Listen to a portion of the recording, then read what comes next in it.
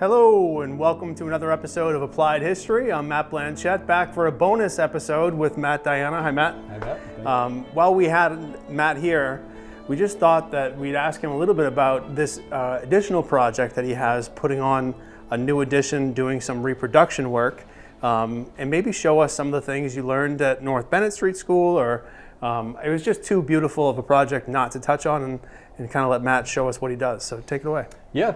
So this section was an extension of the restoration we did in the front. Yeah. The original carriage barn we restored.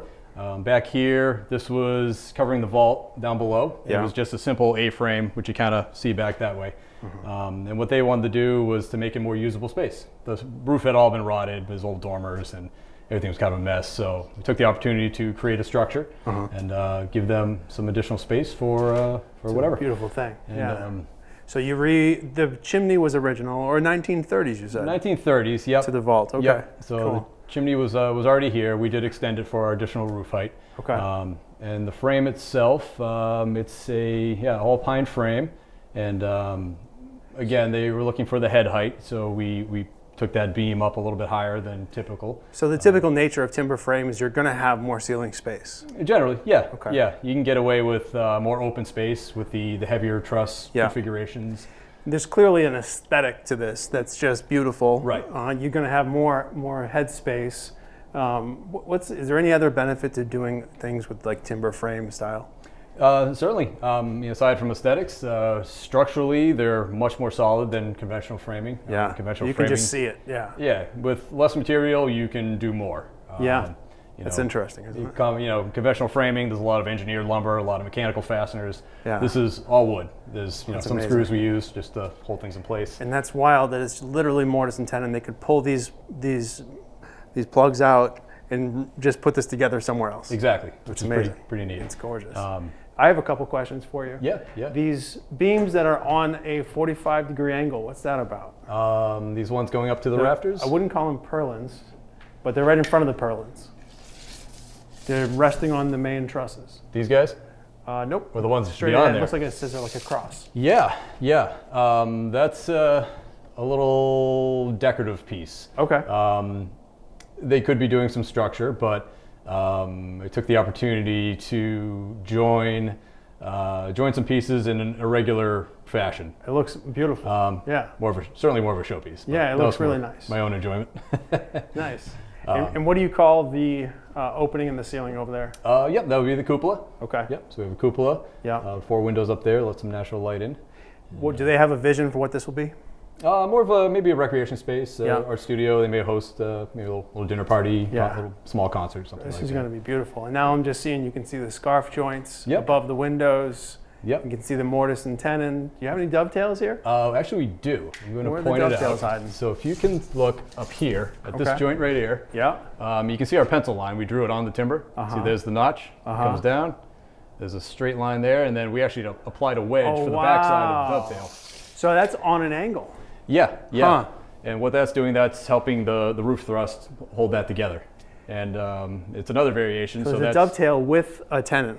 Yeah, it's within the timber. So I'm getting fancy right now. I'm getting real fancy. like the braces you saw were on the face of Wow. the timber. This one's within the timber.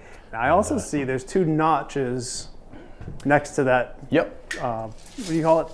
The tenon? Yep, right there. Yeah. So what are those about? So if you look down, if you start in the beginning, you can't see that one, but so you number each one. So each timber is unique to its location. Okay. Everything's scribed together.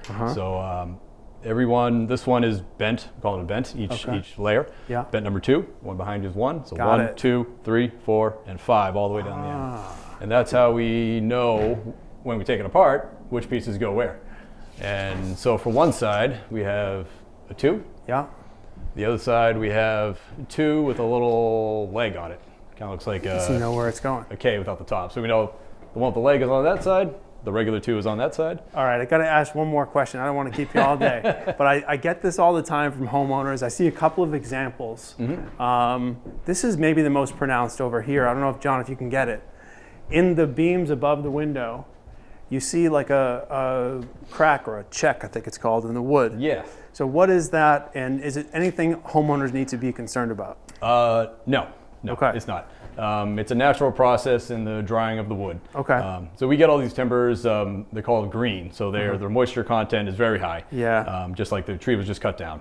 Makes so as sense. they dry, if you look at the end of a piece of wood, right, it has what's called growth rings, essentially circles. Oh, cool. And so as it dries, they all start shrinking. And you can imagine if this outer circle shrank, Sure. It there's no naturally place to has go. to crack somewhere. So something has Yeah. to split. And typically it'll split, that's the center of the tree. It'll take the shortest distance. It'll split there. That's interesting. So when you see that split going down the timber, Yep. usually not a big deal. If it was running this way, then you get a problem. And you have an issue. Then you need to call Matt Diana Housewright. Then you got a There broken go. beam. Awesome.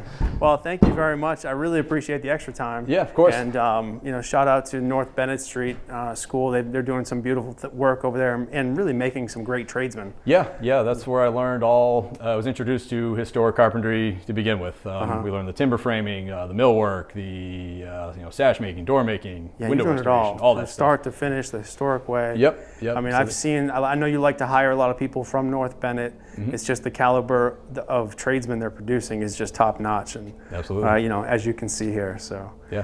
really appreciate your time today. course. And Scotty, you've been great. Thank you all. I hope you appreciated this little bonus footage, and we'll see you next time. Take care.